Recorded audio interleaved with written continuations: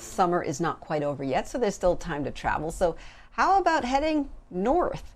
The Canadian border is open to all Americans now. The restrictions lifted for the first time since the very early days of the pandemic. Our correspondent Stephanie Bertini is live at the border in Detroit. Good to see you, Stephanie. Good evening, Laverne. This is all a step closer to the way things used to be. The health crisis brought on border closures, but the impact is on the lives of many who live in border cities, like right here in Detroit.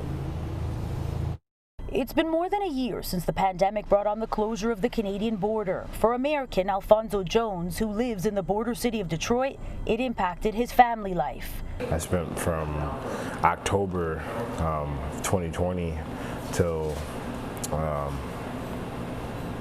June of 2021 without seeing my kids. Jones co-parents his kids with their Canadian mother, who lives in Windsor, the city just across the Detroit border. It's just a short drive through the tunnel that connects the U.S. to Canada, but as the pandemic set in, that drive became impossible. Well, they were letting us across at the border agent's discretion. So I got a couple that sent me back, and they told me that if I did it again, I would be banned from the country. A tough spot for any single parent to be in. I found myself trying to make a decision on whether I wanted to just give up my stuff here and then try to go to live in Canada, even though I don't have any way to support myself in Canada.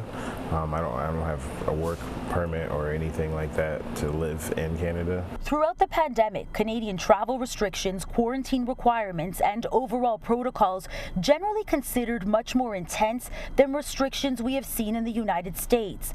Common knowledge in a border city like this, says Shranda Battle. They are much more rigid in their practices and the things that they are putting into place. And this is well known. It's well known, absolutely. The Canadian government citing low COVID cases and a high overall vaccination rate as reasons to move in this direction, a direction people on both sides all along the U.S.-Canadian border have been pushing for, including Congressman Brian Higgins, whose area includes Buffalo, New York, where businesses have long been reliant on the flow of people who cross back and forth and spend money doing it. In a statement to BNC, the congressman said the reopening of the Canadian border to Americans is a step in the right direction after 16 months of restrictions which kept families apart, prevented people from accessing property, and closed off the cross-border exchange that feeds local economies. But Higgins and others are still critical of the situation, including a lack of reciprocal action from the Biden administration. For now, the U.S. land border remains closed to Canadians. We both have our set of rules and regulations on each side, so, they have theirs and we have ours. While Customs and Border Protection isn't allowing Canadians to cross by land, a loophole by air, the U.S. has allowed Canadian travelers to fly in all throughout the pandemic, and now that means vaccinated or not.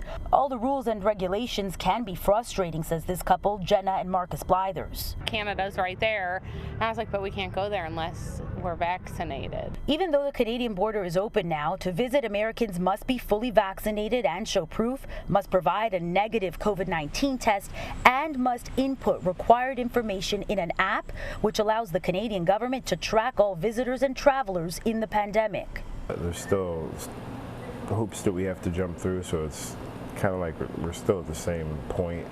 So it feels like we're moving forward, but at a standstill at the same time. So for people like Alfonso Jones, it feels like there is still much farther to go, and so much that can't be undone. To make up for the time he lost with his kids earlier in the pandemic, they came down to Detroit for the summer, but they've been missing Mom. So because he can now drive them across the border back to Mom, he will this week.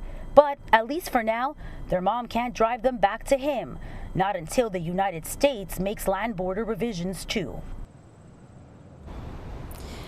Confusing, frustrating, as you can see, downright life-altering for some Americans. I'm reporting live at the Windsor-Detroit Tunnel. I'm Stephanie Bertini for BNC.